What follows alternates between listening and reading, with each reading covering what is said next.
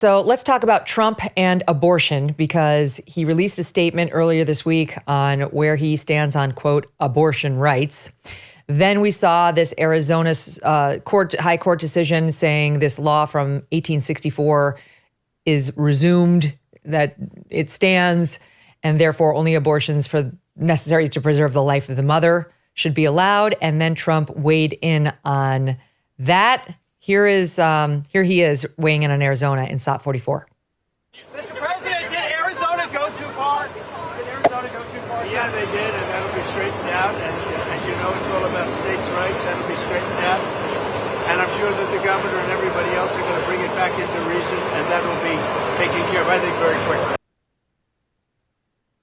Allie Beth, what do you make of that? Yeah, I wasn't a huge fan of Trump's statements on abortion. I understand from a pragmatic political position why he kind of has to moderate on it. And, I feel like he probably personally is a moderate on abortion, and that is a position to take.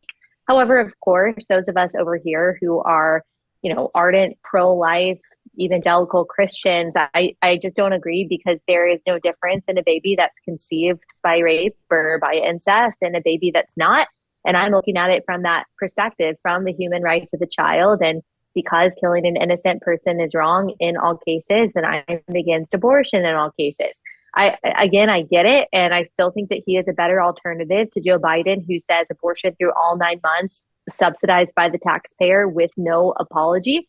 So if I have to pick one, the choice is obvious. But of course, that doesn't reflect my position on abortion. And if he truly means, okay, states' rights, leave it up to states' rights. First, I would say there have been past human rights atrocities that we've justified by states' rights. But if he really means that, then butt out of it, butt out of Arizona, butt out of Alabama, allow their legislature to do what they need to do according to the will of the people that elected them. I've always said, because I've been, asking presidential candidates questions about abortion for a long time in particular.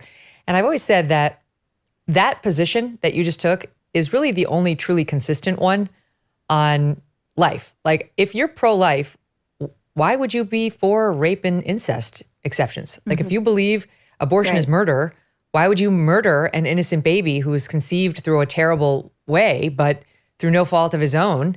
There are a lot of people who have been born to mothers who chose to have the baby anyway. Like, you're basically telling them there's something wrong with you. There's something sort of evil. Your existence shouldn't have happened. That makes perfect sense to me. You're giving the death penalty to the baby rather than the rapist. Yeah. Yeah. So I understand that. But Trump was very much like, no, even in a statement the other day, Britt, which I know you had some criticisms of too. He was like, absolutely, we always have to have rape and incest, always those exceptions, and kind of was more pragmatic about where the Republican Party needs to stand now that Roe has fallen on these. Yes, he's saying states rights, but that gives the green light, and you could argue a lack of leadership on, the way forward when it comes to life. Mm-hmm. Yeah, I was super disappointed with and I made that clear. I was very disappointed with his forward position on his, stance on abortion. And even where I struggle is I get the moderate view. I am passionately for the abolition of slavery for the abolition of abortion nationwide. And also that does slavery. tie into the abolition. Yeah, both of them. It does. And it totally ties in. And the 14th Amendment is the tie. You cannot say that people are from God given the inalienable right to life, and it can't be deprived by any state, and then say, except for those people. The 14th Amendment says, no, you can't say that. And you also can't say that states get to decide which people are worthy for the right to life. This is a federal protected right that comes from God, and it's not given by government. And I wish he would have leaned into that. He didn't. And I get, the political playbook and how you have to kind of try to straddle the fence. I don't like it. But there's a difference between my personal convictions and looking at who we have on the table in front of us, who are the politicians.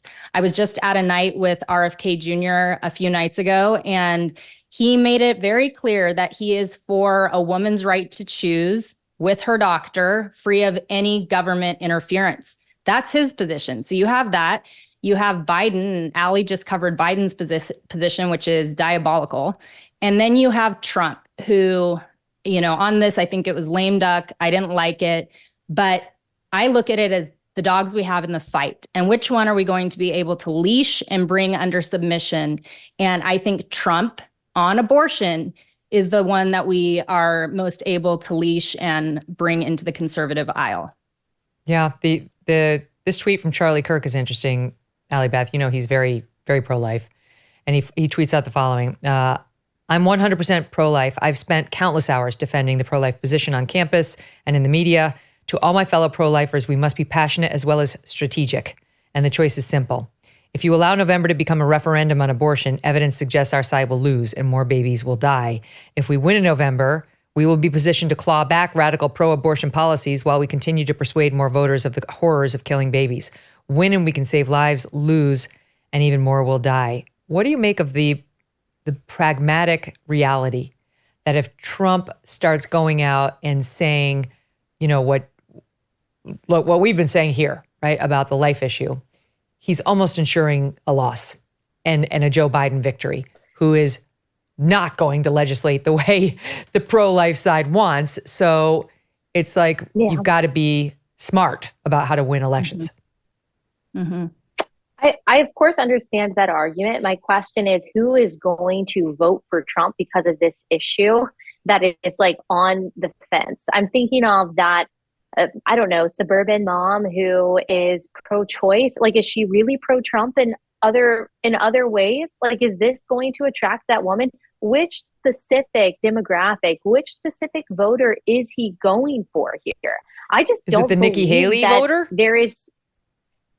Maybe, but again, I think that those people, they are probably center and independent in other ways that do not align them with Trump. I just don't think that there are very many voters out there who are thinking, oh, I would vote for Trump if only he would moderate on abortion. I just don't believe that. I think those voters are going to vote for RFK. They're going to not vote. They're going to vote for Joe Biden. I don't think they're interested in voting for Trump. I think strategically what's happening is that he's making it more difficult for someone like me who has to make the Christian case to my audience and to other Christian women to vote for him. It makes me feel less enthusiastic. I feel less morally driven to do it because right now I have 3 pro-choice candidates. And while I totally agree with Britt that this is the best option that we've got, the best hope that we have for pro-life policy if he wins, it still makes me less inclined to be a Trump apologist.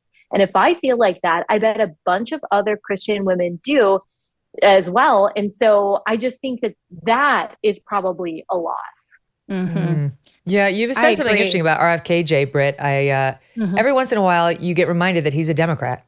He's not a Republican in Democrat or independent clothing.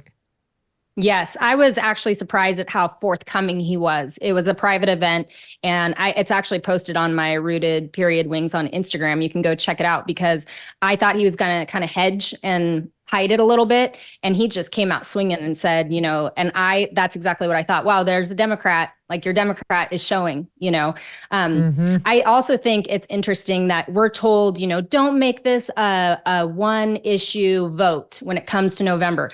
But that's what Biden's doing. Biden's only drum that he is banging is abortion, abortion, abortion. That's the people who are voting Biden. That's what they're voting Biden in on, is that policy. That is his number one only thing left, his last Hail Mary desperation.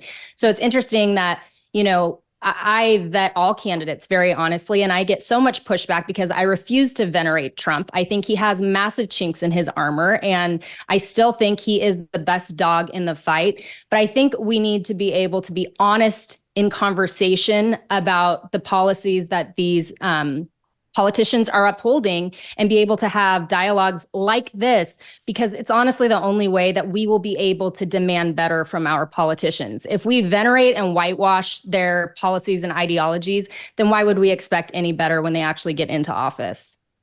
Good point. I was thinking about something that we discussed in our first hour with our legal panel about how, the New York State criminal trial is going to happen against Trump starting Monday on this hush money payment to Stormy Daniels and the whole bit. And we were talking about how this case, while it's serious, it's a criminal charge, but I think a lot of people sort of recognize it for the political hack job that it is. It really could, there's a lot hanging in the balance on Monday, beginning Monday. If, as I said to the panel then, if 50% of independents mean what they say and 1/3 of Republicans mean what they say, that they actually really don't think they could pull the lever for a, quote, convicted felon, and they didn't make exceptions for the New York trial, then a conviction in this trumped up BS case could actually potentially ensure a Joe Biden presidency. I know we don't believe that, but it could. If you believe the polling, that's what will happen. And you're talking about, of course, the abortion issue. Yeah, we're going to have way more abortions with a Joe Biden in the White House than a Trump. Yep. I think. But think about even just the trans issue. Think about right now what's happened in the past couple of weeks. Riley Gaines and other athletes have filed this lawsuit against the NCAA saying you didn't protect us. You subjected us to people like Leah Thomas, failed male athlete trying to win in the women's lane, walking around intact male naked in the locker room, enjoying it, obviously. And think about what Joe Biden's trying to do to Title IX right now. Do you owe back taxes? Pandemic relief is now over. Along with hiring thousands of new agents and field officers, the IRS has kicked off 2024 by sending over 5 million pay-up letters to those who have unfiled tax returns or balances owed. Don't waive your rights and speak with them on your own. Tax Network USA, a trusted tax relief firm, has saved over $1 billion in back taxes for their clients, and they can help you secure the best deal possible. Whether you owe 10 grand or 10 million, they can help you. Whether it's business or personal taxes, even if you have the means to pay or you're on a fixed income, they can help finally resolve your tax burdens once and for all. Call 1-800-245-6000 for a private, free consultation or visit tnusa.com/Megyn. Hey, thanks so much for watching. If you like what you just saw, hit the subscribe button for more clips and full episodes.